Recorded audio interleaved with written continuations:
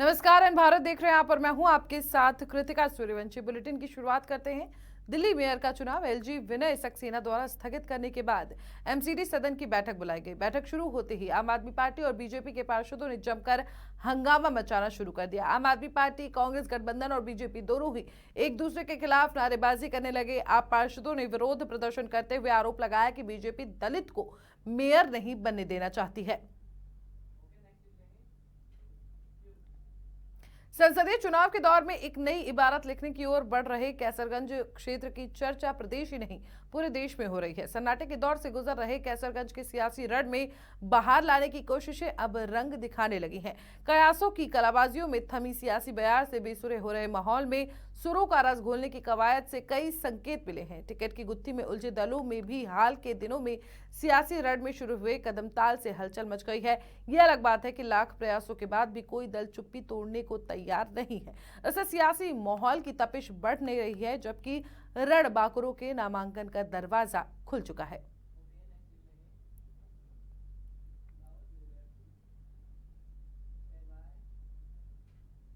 लोकसभा चुनाव को लेकर बीजेपी प्रत्याशी ने पहला नामांकन सेट दाखिल किया है। सांसद पुष्पेंद्र सिंह चंदेल ने बेहद शालीनता के साथ नामांकन सेट दाखिल किया है। पुष्पेंद्र चंदेल ने कहा कि लोकसभा चुनाव में बीजेपी की प्रचंड बहुमत से जीत होगी। सपा बसपा का 90% समर्थक बीजेपी में शामिल हुआ है। बीजेपी सरकार ने हमेशा से ही जनहितकार किए हैं। इस बार भी जनता बीजेपी को ही चुनेगी। आपको बता दें कि बीजेपी ने हमीरपुर महोबा लोकसभा सीट से पुष्पेंद्र सिंह चंदेल को पुनः प्रत्याशी बनाया है।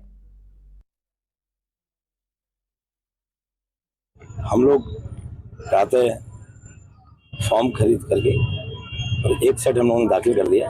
अभी बाकी सेट बाद में दाखिल करें और सिंबल भी दाखिल कर दिया।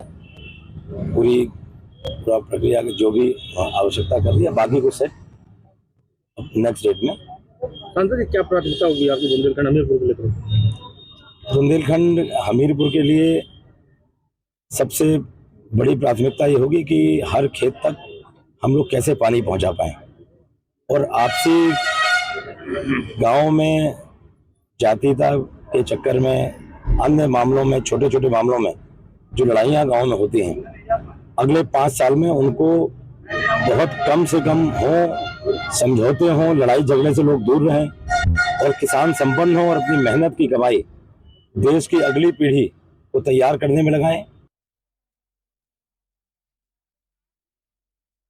मतदान के दौरान अमरोहा में एक अलग ही नजारा देखने को मिला। दूल्हा गाड़ी में सवार होकर पहली बार मतदान करने पहुंचा। दूल्हा बोला, पहले मतदान फिर शादी। मतदान करने के बाद दूल्हा बारात लेकर रवाना हुआ। आपको बता दें कि मामला नौगावा सादात के गांव अलीपुर कला का है। अमरोहा के लोगों में मतदान को लेकर काफी उत्साह नजर आया। भाई, क्या नाम आपका? जेपी सिंह। अच्छा, आपकी शादी है आज? हाँ जी, अच्छा, आज आपने मतदान किया, क्या कहना चाहेंगे? पहली बार आज वोट डाला मैंने। अच्छा। बहुत अच्छा लगा वोट डाल के। अच्छा, तो कहाँ जा रही बारात आपकी? अकबरपुर पट्टी अमरोहा के पास। क्या कहना चाहेंगे आप मतदाताओं से? कुछ ना, मैं ये चाहता हूँ कि ज़्यादा से ज़्यादा मतदान करें लोग। वहीं कानपुर में सपा विधायक इरफान सोलंकी के खिलाफ दर्ज आगजनी के मुकदमे में शुक्रवार को 8वीं बार फिर से फैसला टल गया है। एमपीएमएलए सेशन कोर्ट के विशेष न्यायाधीश ने सुनवाई की और अब 29 अप्रैल की डेट दी है। दरअसल जाजमऊ की डिफेंस कॉलोनी में स्थित एक प्लॉट में रहने वाली नजीर फातिमा के घर में 7 नवंबर 2022 को आग लग गई थी। मामले में इरफान, रिजवान, मोहम्मद शरीफ, शौकत अली और इजराइल आटे वाले के खिलाफ मुकदमे की सुनवाई चल रही थी। इरफान के अलावा रिजवान, शौकत अली और जमानत मिलने के बाद मोहम्मद शरीफ की जेल से रिहाई हो चुकी है। अभियोजन और बचाव पक्ष की बहस 1 मार्च को पूरी हो गई थी। कोर्ट ने 20 अप्रैल की तारीख फैसले के लिए नियत की थी। जिला शासकीय अधिवक्ता फौजदारी दिलीप अवस्थी ने बताया कि कोर्ट ने लिखित बहस दाखिल करने के लिए 29 अप्रैल की तारीख नियत कर दी है।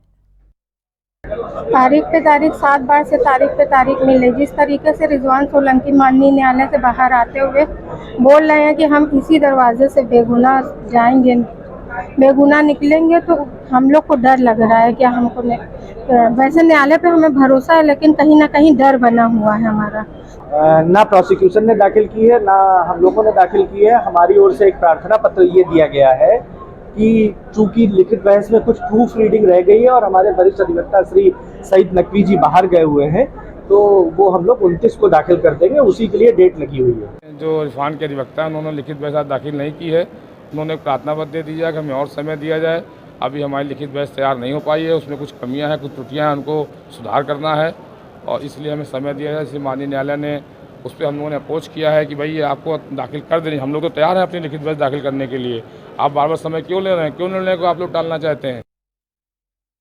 वहीं अमरोहा में आग का तांडव, सड़क किनारे बने होटल और लकड़ी की टाल में भीषण आग लग गई। होटल में भयंकर आग लगने का कारण शॉर्ट सर्किट बताया जा रहा है। आग लगने से होटल में रखे 3 सिलेंडर भी ब्लास्ट हुए हैं। आपको बता दें कि अमरोहा के डिडौली कोतवाली इलाके के जोया कस्बे में हाईवे किनारे एक ढाबे में आग लग गई, जिससे वहां रखे 3 गैस सिलेंडर भी धमाके के साथ फट गए।